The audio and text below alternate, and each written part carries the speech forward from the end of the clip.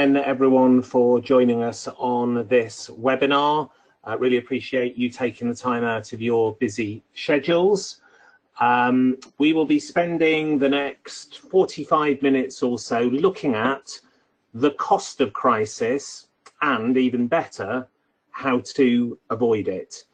For those of you who don't know me, my name is Jonathan Hemus. I'm the Managing Director of Insignia. We're a specialist crisis management consultancy. We help leaders of organisations to plan, train, rehearse and sometimes handle the very worst days of their career. And of course, the best crisis is a crisis avoided. And over the next 45 minutes, we are going to look at the very many costs of a crisis, because they're multiple, really, the different potential costs involved. And then, as I say, look at some of the strategies and some of the tactics you can deploy to reduce, or if at all possible, avoid that cost. Now, the thinking behind this webinar is that for many of you, you are having to make a case for time and financial investment in crisis planning, training and exercising, and actually getting recognition from your leaders within your businesses of what is at stake here. I think is a very powerful reason why taking the time and trouble to plan, prepare, train for a crisis is so important. I think it's also a salutary reminder of the sheer scale of what's at stake. And so I hope there will be some new and useful insights for you during this session. As always, do please feel free to post any questions you may have via the question pane on your screen, and we'll endeavour to cover a few of those at the end of the session. So first of all, the context. What is at stake here? How big is the cost of crisis? Well, I think the first thing to say is that very recent report, you'll see July the 3rd, so less than a week ago, came out from one of the Hemus companies, the big advertising group. Their research showed that corporate reputation accounts for 1/3 of stock market valuations. And I think it's clear to see, therefore, that in the event of a mishandled crisis, 1/3 of the total value of the organization could be at stake. And there is further evidence to substantiate that. So this is a piece of research that those of you who've been on previous webinars will probably be familiar with. But let me talk you through it, because it talks directly to the value impact of a crisis. This is a piece of research done by Oxford Metrica, an independent consultancy that looked at the value impact of a crisis on shareholder value. They looked at many crises over the years, and they looked at the value of that organization in the year after the crisis event. And they found that organizations that suffered a crisis fell into two neatly defined groups: the winners on the blue line, the top line, and the losers on the red line. What they found was that, as you might expect, on the red line, there are a large number of organizations that lose a significant amount of value in the aftermath of a crisis. And if you end up on that red line, the average value loss that they identified a year after the event was over 15%. But that actually there is also an opportunity to build value on the back of your crisis response. Those are the organizations who end up on the blue line. So I guess the first thing we're saying here is that a crisis does not have to result in lost value, but it certainly has the potential to create lost value. And what Oxford Metrica found out was very clearly that the value impact of a crisis is determined by the response of the organization, how it reacts to that negative event, particularly in the first 3 or 4 days after the crisis breaks. So, to be clear, what they found out was it is not the crisis itself which causes value harm, it is the way that the organization responds to it. And their hypothesis was that they described it as a crisis being the acid test of management. So in other words, before the crisis event, a lot of the value of the organization is based on the perceived quality of the senior leadership team at the organization. When a crisis breaks, it's no longer about the perceived quality of the management team, it's the actual quality of the senior management team. Do they rise to this most enormous challenge, deal with the crisis really successfully, and get back to business as usual quickly? If the answer is yes, this is the key reason why organizations end up on the blue line. Management has been tested in the most extreme of circumstances and has proved themselves to be even better than the outside world thought before the event. Therefore, they increase in value.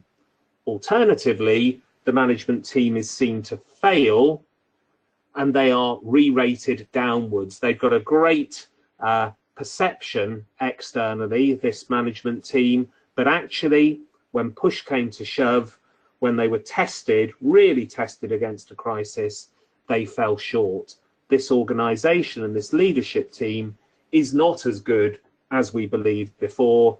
Therefore, we will downrate them and you end up on the red line. So a really robust piece of research which demonstrates the value impact of a crisis dependent upon how the organization responds to a crisis event.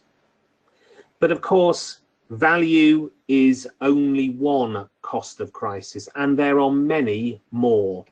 For example, most importantly, of course, right at the top of the list, lives and livelihoods. The crisis itself may have a very real human impact. If it's an accident, an environmental disaster, a natural disaster, a human tragedy, there can be wide-scale impacts on lives. A mishandled crisis response can also have an impact on livelihoods, people's jobs, people's communities, people's families. So there's a very real human cost of crisis, as I think we would all recognize. Business value we've touched on already. There is also a significant cost of addressing or rectifying the issue. So if you endure a major crisis, there will undoubtedly be costs directly associated with putting that crisis right. Those are costs that you want to avoid through your crisis planning and your crisis training. There's the hidden but enormous cost in terms of management time, the opportunity cost of all of those thousands and thousands of hours of individual managers and leaders focusing on responding to a crisis, when in fact they should be focused on driving the business forward. So that's a hidden cost, but for me, that is one of the biggest costs of all. And as I say, it's an opportunity cost, and one which can also take management's eye off the ball and actually cause additional problems through underperformance subsequently. Legal costs, the costs of employing consultants, lawyers, accountants, forensic accountants, experts, scientists, all of those third parties whose support you require to respond to the crisis. Few of them come cheap. Fines, whether it's the health and safety executive, whether it's a court of law, whether it's a regulator, there can be a significant costs, financial costs, in terms of fines. And then we move on to some of the more human and softer, but again, very real costs. For leaders in particular, there is often a very real cost in terms of damaged, in some cases destroyed careers. Many's the CEO that's had to resign in the aftermath of a mishandled crisis. And of course, there is reputational harm. We'll talk through a couple of measures of reputational harm, but I think no one would disagree that many organisations that have been through what has been perceived to be a poorly handled crisis response has suffered reputational harm, and that leads on to a lack of trust among its critical stakeholders. So this is not a comprehensive list, but I hope you're already starting to see that the cost of a mishandled crisis goes beyond the pure value impact. And here's some examples of organisations which have suffered the cost of a major crisis, and we're going to talk about a couple of these in more detail in a couple of slides' time. I'm just going to take a drink of water, excuse me. So, top left, this is Vale, the Brazilian mining company, which has been at the centre of two major environmental crises over the last 2 or 3 years. The impact of those crises has been vast in terms of human life and livelihood, in terms of careers of the leaders that have not only resigned, but in some cases been arrested. The value of the business is significantly less, but I guess in this particular instance, the biggest single cost of these particular crises is the ecological cost, the environmental cost, and it's enormous. And the crisis has made Vale, to say it, they're a hugely unpopular business in its homeland of Brazil and further afield would be a huge understatement. So the reputational cost has been enormous too. TSB we will talk about in more detail in just a couple of minutes' time. BP, of course, over the last decade really has been an anti-poster child for poor crisis management. There's a hard financial cost to BP that's estimated at $62 billion, but it's had all of the other impacts that we saw on the previous slide in terms of fines, in terms of lives, livelihoods, reputations, careers. You know, Tony Hayward hasn't fully recovered from his "I want my life back" comment. So it's a very good, if I can use the word good, example of the many and multiple costs of a crisis. And undoubtedly, there's been hundreds of thousands of hours of senior management time spent responding to that situation. And BP's value still lags behind its peers in the oil sector as compared to their respective positioning when the crisis happened. Cybercrime, we've talked about cybercrime on previous webinars, but Equifax is a fairly recent example where the actual physical recovery costs of putting that problem right have already gone past $1 billion. If we look at TalkTalk, which, as you'll recall, also suffered a major data breach, they were given at that time a record fine. We'll talk about another fine again in a few slides' time. Brand value, VW, its emissions scandal not only affected its own reputation, its $31 billion reputation, but actually started to affect Germany's national reputation. So some of those more reputational crises can have really significant impacts that can be extremely far-reaching. And talking about reputational impacts, you will recall the pret-a-manger food, well, not food contamination, but allergy issue in which a teenager died on a flight having had an allergic reaction to a pret-a-manger sandwich which was not appropriately labelled.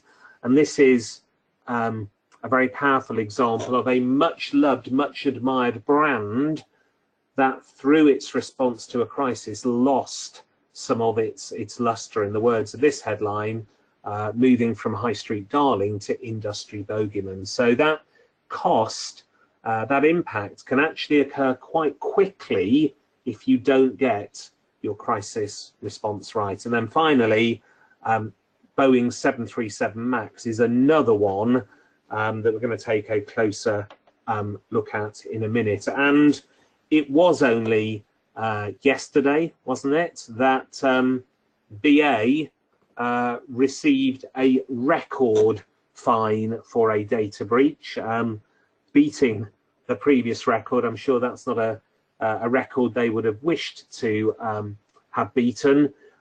Just yesterday, fined by the Information Commissioner £183 million for the data breach that they suffered. So the cost impact is large, it continues, and every day you can see and read about the many and multiple impacts of a crisis. What I wanted to do now is to look at two examples in particular to bring that to life a little bit more before moving on to how we can protect that value. And in order to do that, we thought we would select two businesses which actually pre-event had many things going for them. The first of them being TSB. Just over a year ago, TSB was very successfully positioning itself as a little different to the big high street banks, as a challenger, an organization which was friendlier, more customer-centric, more caring than its bigger competitors like HSBC and Lloyds, etc. Until, you will recall, this happened.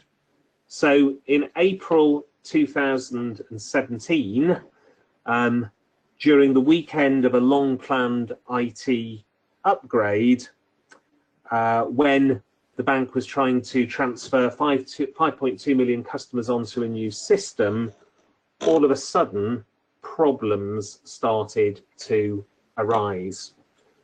1.9 million customers were locked out of their accounts. Some customers reported seeing incorrect balances on their account. Others even said that they could see other people's bank details. And of course, as often happens in these situations, when customers started to try to call TSB via its call centres, the lines were jammed. And you will probably also recall that it took days, then weeks, and then months for the problem to be ultimately resolved. Now, the interesting thing is that initially TSB said all of the right things. It expressed concern, it talked about the action it was taking, and it gave reassurance that everything would be fine and dandy within hours or days at the worst.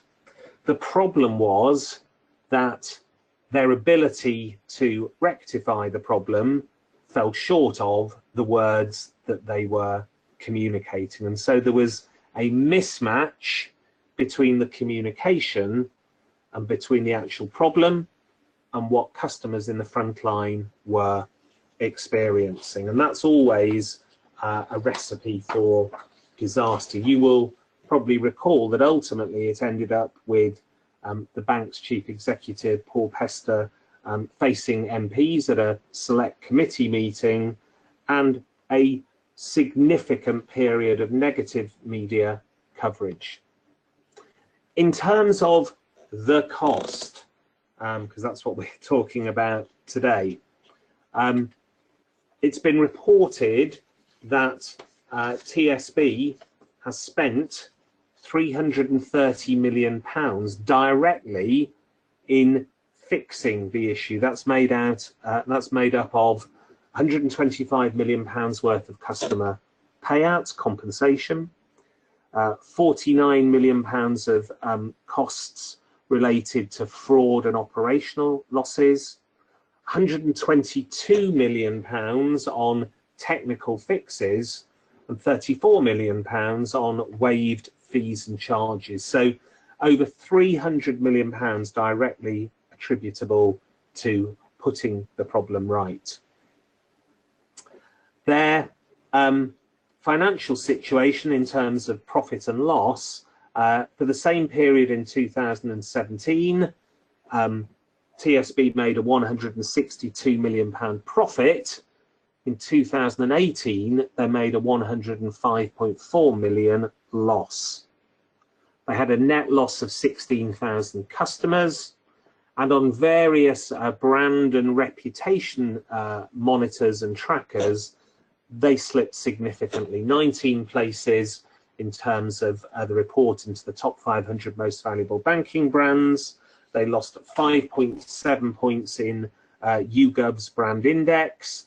They slipped from 104th to 115th in Britain's most valuable brands. So we can see there was a clear reputational impact. And of course, there was a personal impact on Paul Pester himself, who almost inevitably, a number of months after the crisis broke, was forced to resign.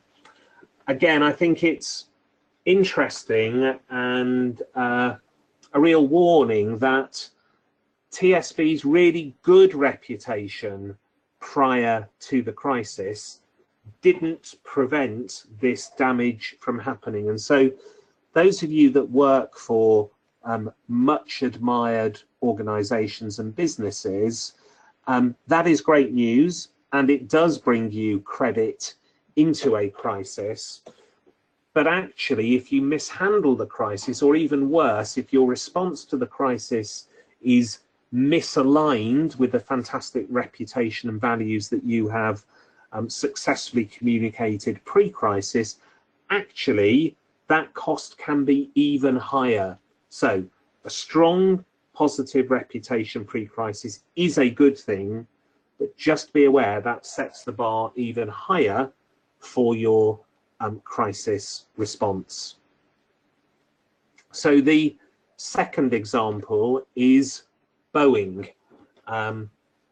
Again, you will have seen over the last couple of months the challenges that Boeing has been facing with its 737 MAX aircraft.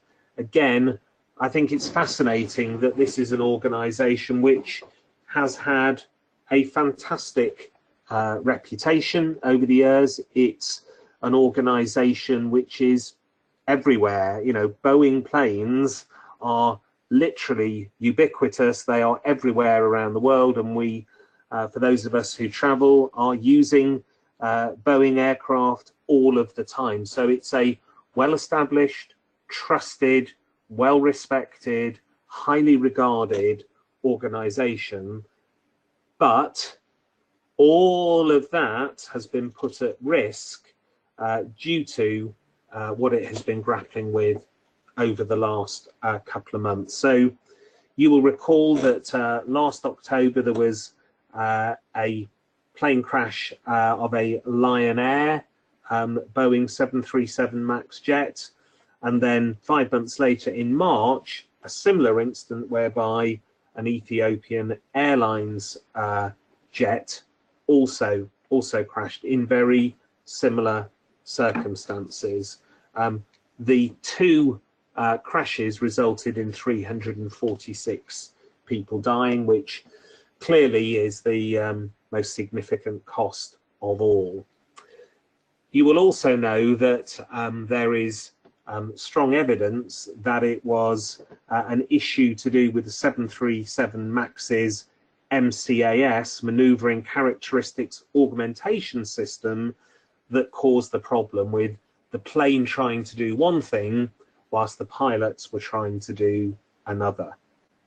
So how did Boeing respond to that situation? Well, I think it's fair to say that they have attempted to respond on the operational side to technically fix the problem, though they are still struggling to do that.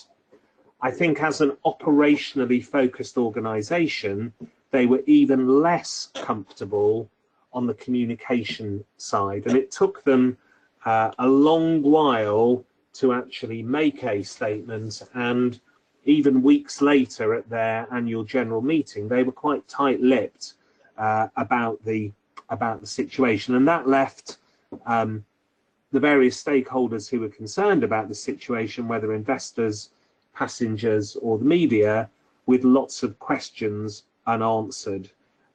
Indeed, it was 3 weeks until the CEO ultimately did a broadcast interview. And for those communicators on the line, you will know that if you don't communicate in a crisis, then others will fill the vacuum. And that was exactly what happened in Boeing's case. Even more damagingly, Boeing didn't even take action in terms of decision making until it appeared that it was forced to do so, and in particular the grounding of the aircraft. It took a number of individual aviation authorities around the world and individual airlines to ground the 737 MAX on a piecemeal basis before Boeing and civil aviation authorities around the world ultimately took the decision to ground the aircraft everywhere. This impression that an organization is responding to a crisis rather than actively managing it can be very damaging, and is one of the key predictors of a significant loss of value as well as loss of trust in the event of an incident. It's also meant that rather than the crisis being over relatively quickly, this reactive approach and this inability to get ahead of the crisis and indeed to fix the technical issue means that this story has stayed in the headlines for a good 3 months or more. So the second accident happened in mid-March. We're now getting towards mid-July. So 4 months later, this is still really in the papers almost every day. And that kind of extended crisis, with lots of different angles to it, as you'll see on this slide, just gradually drips and gnaws away more and more value of the business and of Boeing's reputation. Again, what are some of the quantifiable impacts? Well, in Q1, Boeing's revenue dropped by $1 billion. JP Morgan estimated that it is costing Boeing $1 billion a month to have its fleet of 737 MAXs grounded. Following the second crash, there was an 18% drop in share price, so almost a fifth of Boeing's value was lost in the immediate aftermath of the crisis. A number of airlines have cancelled orders. So far, that value of cancelled orders equates to $34 billion. The most recent of which was just yesterday. The Saudi airline Flyer deal pulled out of an order that it was due to have with Boeing. They've already spent $1 billion on lawsuits and reimbursement costs. Again, brand trackers assess the negative impact of a reduced brand at being $12 billion. Research shows that 44% of flyers would wait 1 year or more before flying on a 737 MAX, and then there's the knock-on impact to Boeing's customers, in this case American Airlines. I would guess that much of that cost may have to be paid by Boeing itself in compensation to its airline customers. So again, the cost of this crisis is wide-ranging, lots of different parameters, and continues to grow day by day.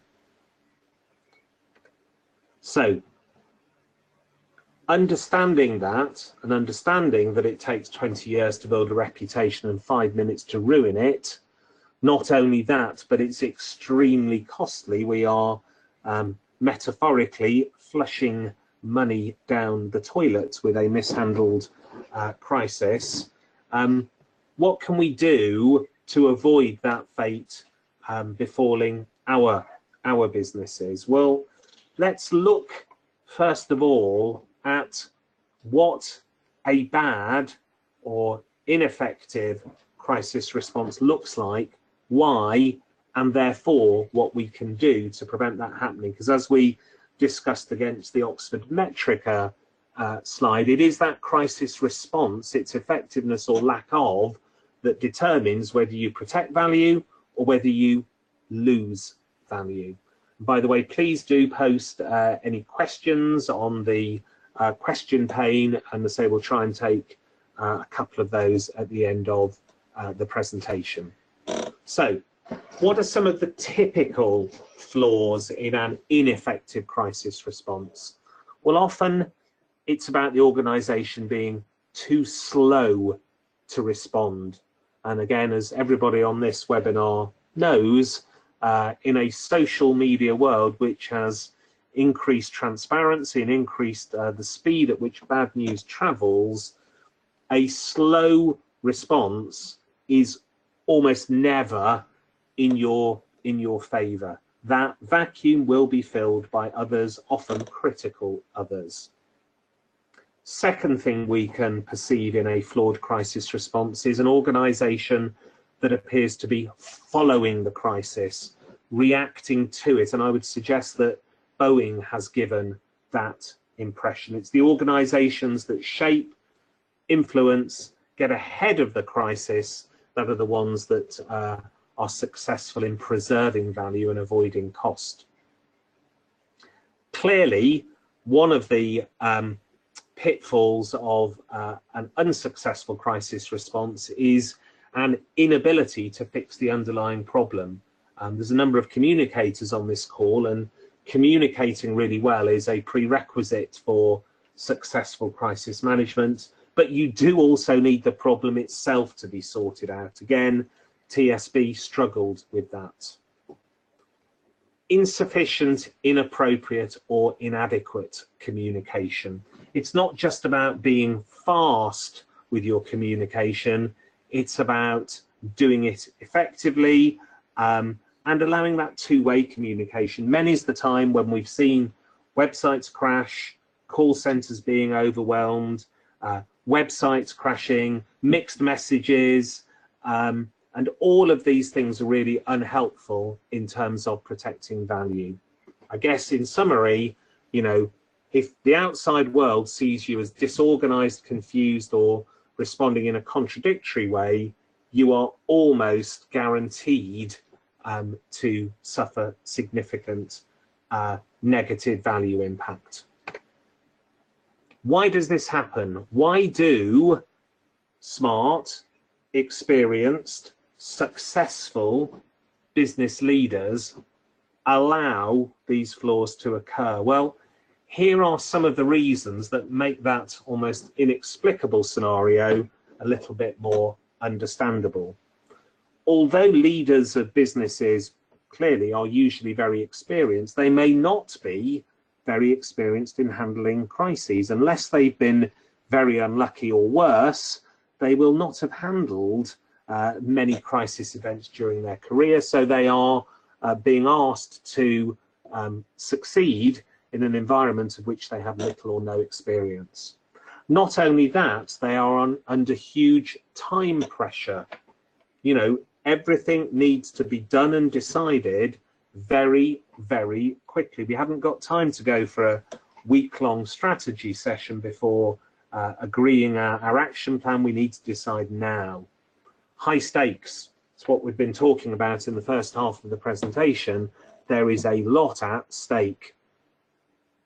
Uncertainty. For those of you who've been involved in the front line of a crisis, we don't have all of the information that we would like. We never have all of the information that we would like, and often we have speculative, contradictory or confusing information. So making decisions and protecting reputation when there's that uncertainty is very challenging. In a crisis, we also often find out that we don't have enough or the right quality of resource that we would like. So a crisis is by its very nature an extraordinary event, and so the ordinary level of capability and resource is insufficient to cope with that. So there's a real danger of the organisation being overwhelmed and just simply not having either the right quality or quantity of resource to be able to respond effectively. And finally, of course, some organisations go into a crisis without a plan, without processes, and without having rehearsed their response. And the rehearsal bit is the one that, despite being in this line of business for best part of 25 years now, still slightly surprises me. I've become used to it now, but to think that organisations would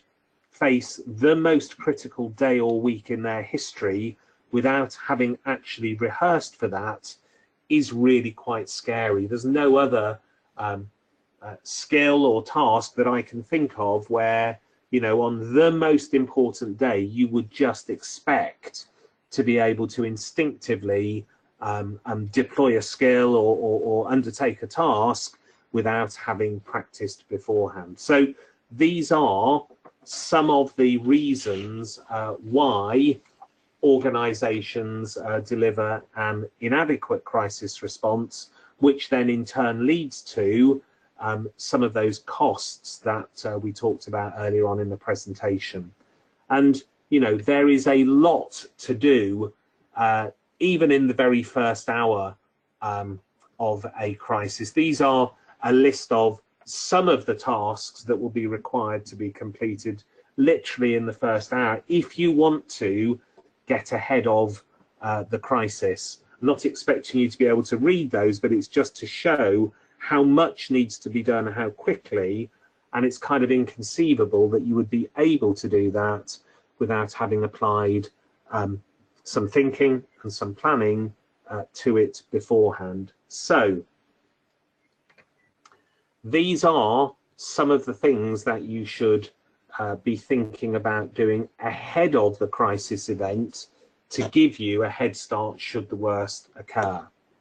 Risk assessment. Identify where you are most likely to be affected. What are the big 5 risks that might account for 70 or 80% of the crises in your sector or your industry?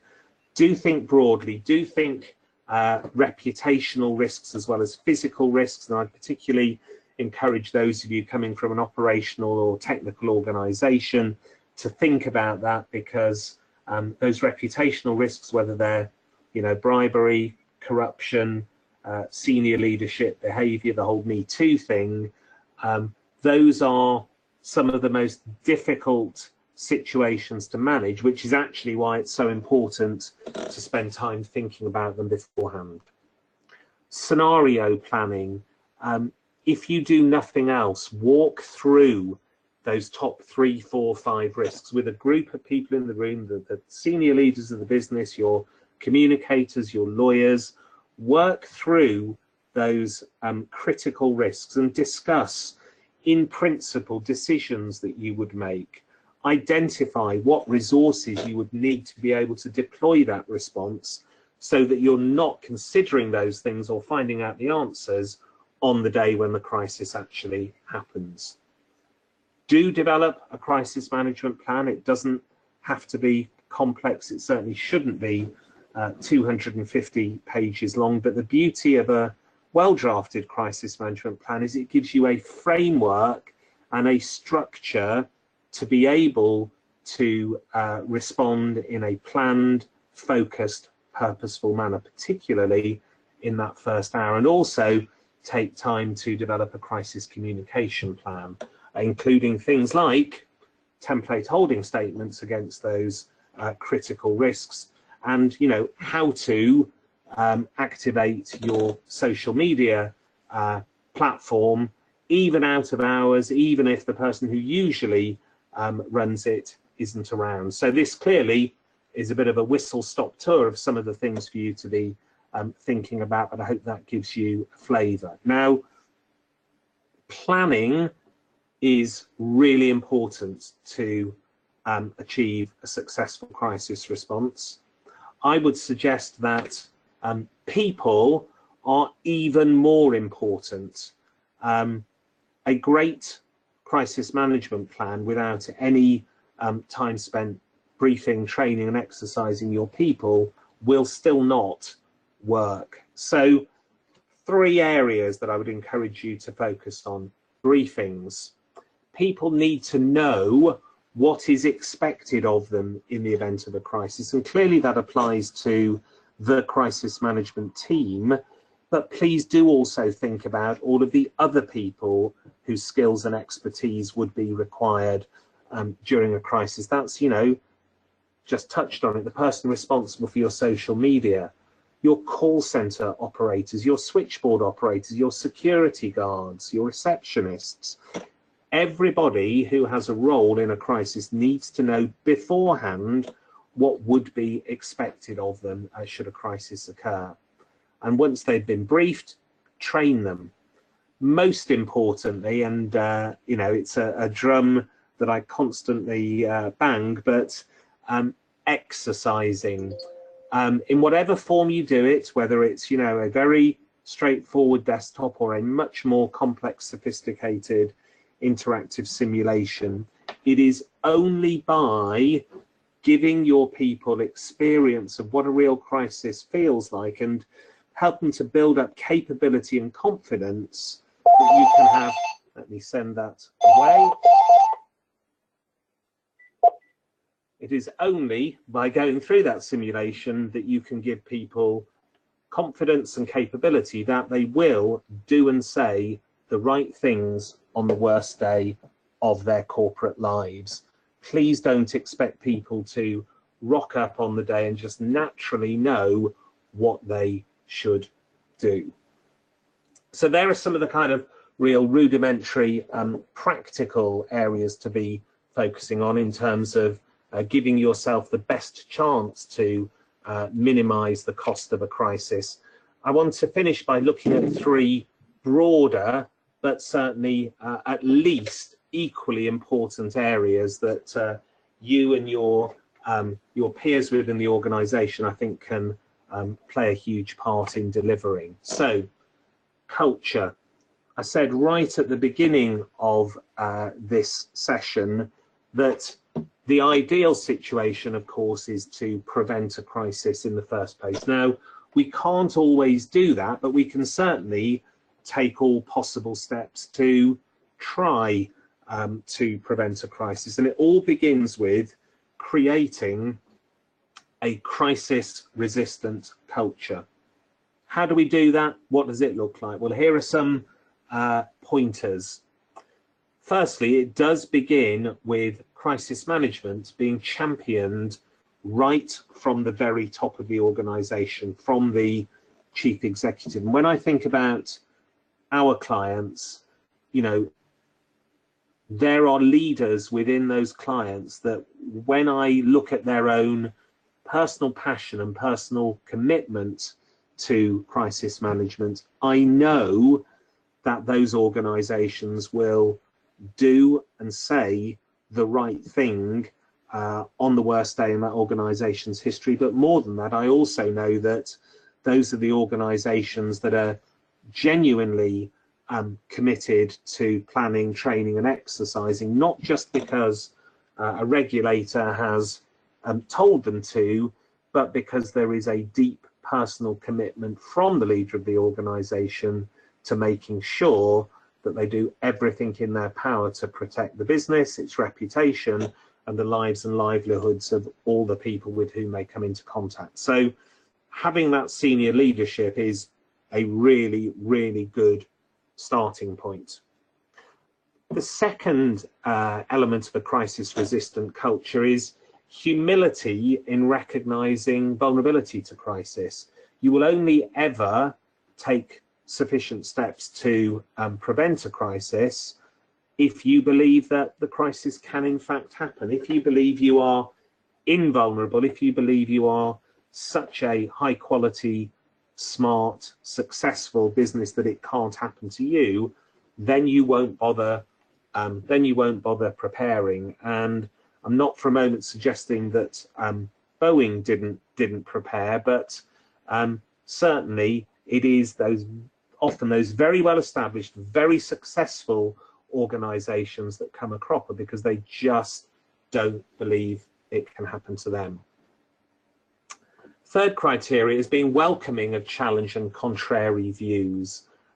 It kind of links into the previous point. You want to have a culture in which, for example, whistleblowers are encouraged. You want to have a culture whereby people at all levels are encouraged to express a contrary view. I don't think that will work. Or have you considered the downside of that, where there is a very autocratic approach where contrary views or disagreements are frowned upon? You are much more likely to create an environment in which crises can gestate. Again, leading on from that, what you want is an organization whereby everybody is vigilant to the potential for crisis, so early recognition, and they know exactly what to do and feel comfortable about doing it should an incident occur. So you want people to send word up the line as quickly as possible, and for that to be easily achievable.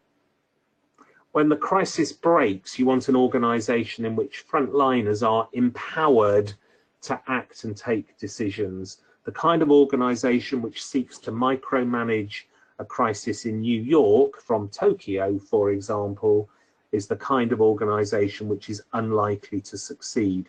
Yes, set strategic direction from the centre and provide support to the front line, but do not attempt to manage the crisis itself from thousands of miles away.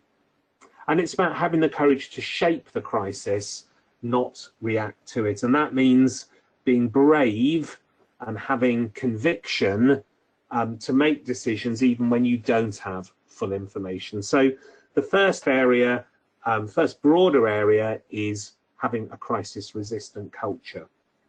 A couple more slides, then we'll leave just under 10 minutes for any questions. I know we have a couple already. Values, this is really important. I talked earlier on about if you respond in a manner contrary to your values, the value impact can be greater than would otherwise be the case. Whatever you have told the world that you stand for, you must continue to live and breathe them in the way that you respond to the crisis. And if you don't, you put yourself seriously at risk. This is Jenny Britton-Bauer, owner of a cookie and ice cream company, well known for its organic qualities and being really fresh and really honest. They had a major product contamination. She decided to withdraw all products from the market because values exist in the great times, but they also exist in the shitty times. If you abandon those during the worst times, then they're not yours, really. So understand what your values are, understand what expectations you have set, and please live up to those values during the crisis itself. And the final characteristic or criteria for a successful crisis response that protects value is true leadership. And it's, you know, one of the many Richard Branson quotes, but it's so true, and it goes back to that acid test that I talked about right at the beginning. The test of a company's leadership, and of a CEO in particular, usually comes during a crisis. So this comes back to the courage and the conviction to do and say the right thing when everything is on the line. And I think it also comes down to very much taking a long-term view about what is the right thing for the organization to do and say at that hugely pressurized moment in time when the crisis has occurred. The organizations that respond pragmatically, expediently, that focus on the short term are often the ones that suffer the greatest harm in terms of the cost to the business. The ones that actually focus on doing the right things based on the long-term interests of the business are the ones that do better in terms of preserving value. So we have about 7 minutes left for questions and a couple of next step slides. So I have a question here. I think there is some confusion on the mode of reacting to a crisis, as the majority would respond in a knee-jerk way versus a managing mode where you need to look over and above in order to minimize losses. Completely agree, Hamadi. And in a way, I guess it's what I've just been touching on in the Richard Branson quote.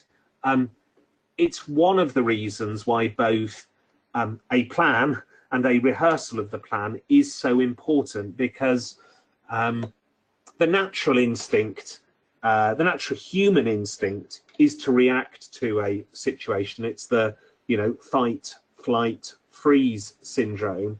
If you've not got a plan, and if you've not rehearsed that plan, when the crisis breaks, you will get a, you know, a huge rush of adrenaline. People will naturally want to fix the problem, and so people will go running off in all sorts of directions to do that. The problem is they may not be doing that in a well-directed, purposeful, or prioritized manner. They will be reacting to the short-term, even immediate needs, rather than looking to the longer term. So absolutely, in terms of mindset, the mindset needs to be on what is right in the long term. It's about, one of the critical things in the early stages is setting strategic intent before beginning tactical response and action planning. And I think it's the organizations that are able to do that, again, that tend to protect value rather than lose value as a result of their crisis response. Probably time for one more question. I've got one here, is will Boeing recover from their current problems? Well, I'm not a fortune teller, but I do think it's extraordinary how such a successful business has had so many problems over the last few months. And as I mentioned earlier, it is a crisis which shows no early sign of abating. So I do believe that this is a crisis which will, in many ways, damage Boeing for years and years to come. Do I think Boeing will cease to exist? Absolutely not. I think that's almost inconceivable, though. Those of you who are as old as me, you may recall that in the old days, it wasn't just PwC and Ernst & Young and KPMG. There was another outfit called Arthur Andersen. Who could have believed that Arthur Andersen would cease to exist as a result of a crisis? But that's exactly what happened. They were caught up in the Enron scandal in the early 2000s, and as a result of that, they lost the trust of their stakeholders, and they no longer exist. So it is possible that Boeing could cease to exist, but I somehow doubt it. But I do think their crisis is certainly of BP proportions, one that will probably take at least up to a decade to fully recover from. So just time for a couple of final slides before I let you get back to your afternoon's work. A couple of forthcoming events which you would be very welcome to join us at. The first one is a free live exercise on the 26th of September in London, where we have developed a fiendish scenario for you to get to grips with. You'll be working in teams with peers from other organisations to have a go at putting your crisis management skills to the test. So expect invitations to that in the near future, and we'd love to have as many of you along as possible. And then our next webinar will be in September. We're heading towards the European holiday season now, so the next session will be early in September. We're going to take a specific look at the impact of social media on crisis management. I'm really pleased to have Polpio's Kate Hartley with us. Polpio is a phenomenal online social media platform that we deploy within our simulation exercises, but just as importantly, Kate has just written a book on the new challenges of crisis management in a social media age, which will be published, I think, just before this webinar. So she's done some really interesting research and spoken with a lot of interesting people to pull that book together, and she'll be talking us through some of the headlines and highlights of that in September. So final thing to say is if you'd like to benchmark your own crisis preparedness, please do take our free online crisis readiness test, which will generate your own personal scorecard. It's a good way of starting to look at how vulnerable you are to the cost of crisis. And if you have any other questions that I was unable to cover during this session, please do get in touch with me either by email or by phone. I'd be delighted to assist. So thank you very much for joining me on the webinar today. Do let me know if there's any other way that I can help. Otherwise, look forward to seeing you in either person at the training event in September or again on our next webinar. And as always, I wish you a happy and crisis-free afternoon. Many thanks. Bye-bye.